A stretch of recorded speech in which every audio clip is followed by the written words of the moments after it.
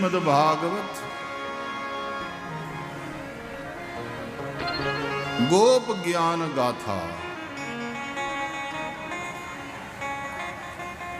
જેમ કહેવાયું એમ ગોવાળિયા ગોપીઓનો પ્રેમ નિર્મળ. એટલે જ આ ત્રણ વસ્તુ ભક્તમાં હોય. એક તો ભરોસો,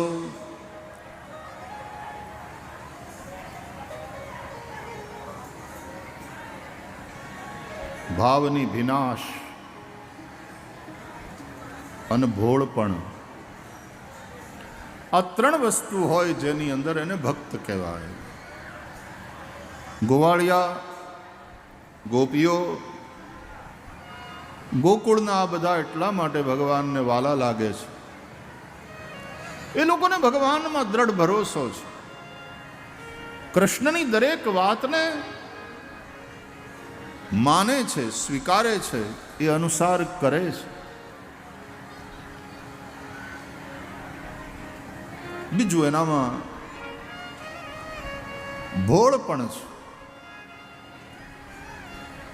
ગોપી ભોલી છે. તમે વ્રજમાં જાઓ ને, તમે પરિક્રમા કરતા હોય, જેણે વ્રજ 84 કોષ પરિક્રમા કરી હશે એને ખ્યાલ છે. ત્યાં ગામડામાં પણ તમે જાઓ તો એની દિવાલો ઉપર લખ્યું હોય, ભોલી ગોપી રાધે રાધે.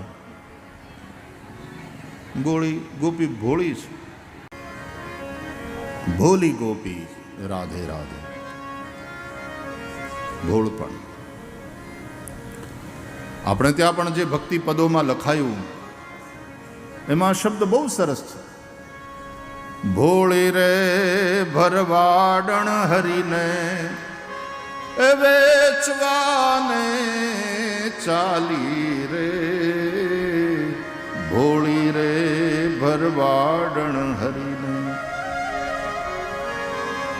14 લોકના નાથને મટુકીમાં ઘાલી રે. ભોળી રે ભરવાડણ હરીને. ભોળી રે ભરવાડણ હરીને વેચવાને ચાલી રે. ભોળી રે ભરવાડણ હરીને. અને પછી કેવું સરસ લખે છે કે માખણ લ્યો, કોઈ માખણ લ્યો એ પડતું મૂક્યું. એનું મન કેટલું કૃષ્ણમાં અને કેવી ભોળી. શેરીએ શેરીએ સાદ પાડે છે,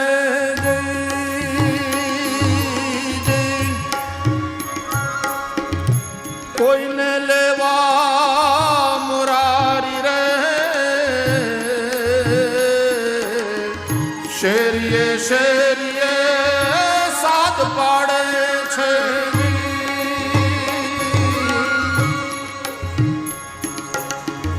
કોઈને લેવા મુરારી રે.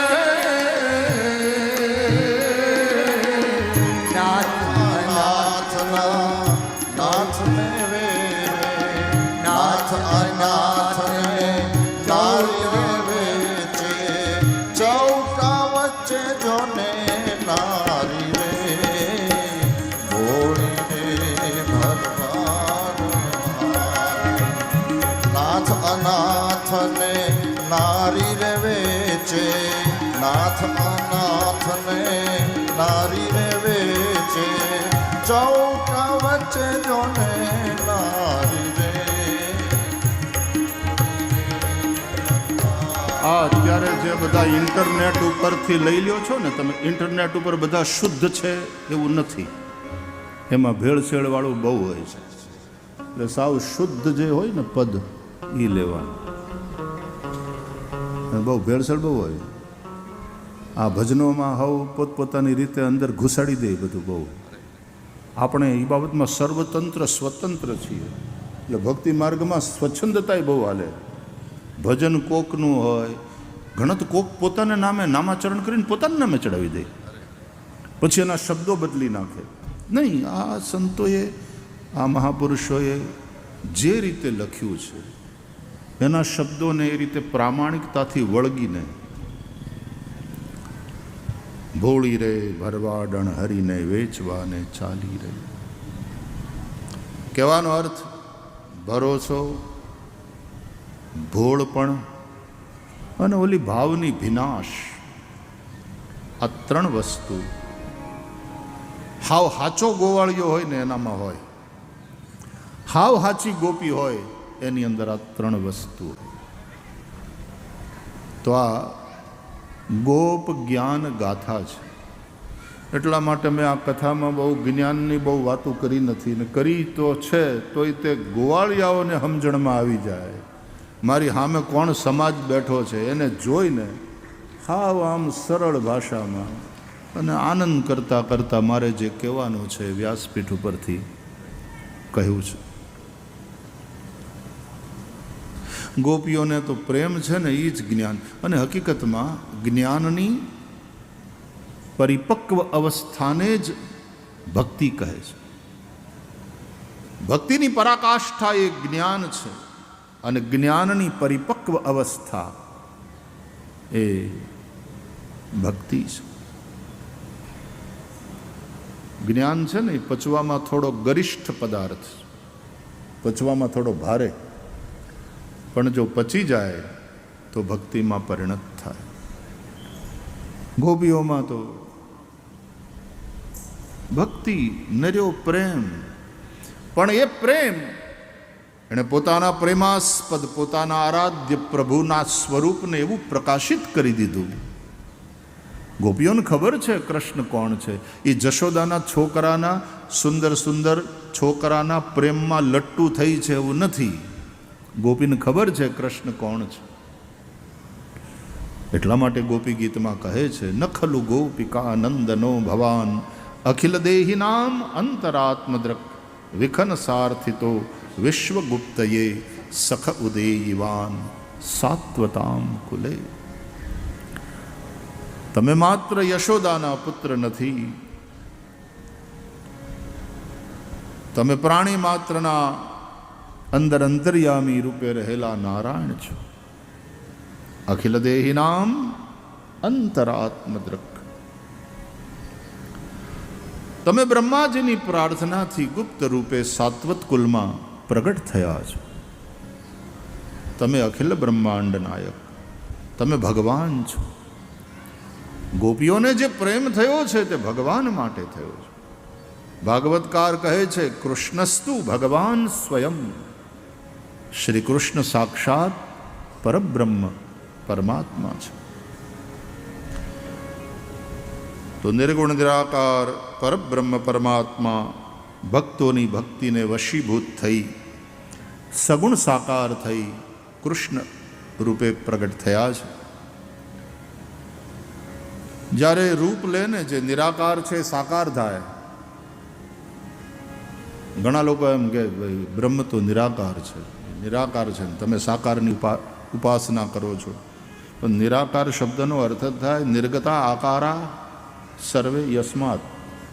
બધા આકારો જેમાંથી નીકળ્યા એને નિરાકાર કહેવાય. જેને આકાર ન હોય એને તો અનાકાર કહેવાય, અનઆકાર.